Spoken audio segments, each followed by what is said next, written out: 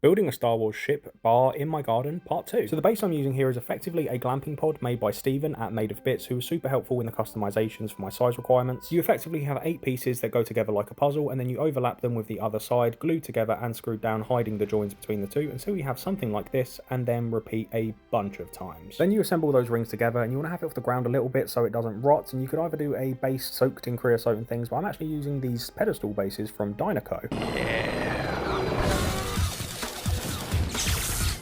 And they're plastic and won't degrade over time, so I'm using those instead and sticking them down with some CT1 temporarily until the whole weight of the ship kind of really holds them in place. Getting the first 2 rings up was quite hard because it's kind of like balancing, but once they're connected and they kind of have stability, the rest of them go up really fast and really easily. Until I get to the cockpit area where I'm making some customizations to the rings to fit the custom design of the cockpit that I'm going for, and after putting some garden chairs in, I also realised I need to make it wider. So I've made a couple more of the half circles to kind of expand out the cockpit area, and then I've just added some structure to more of the beams in to just make it all more structural, and I can't really do anything else until more of these things arrive for the Dynaco's all mine.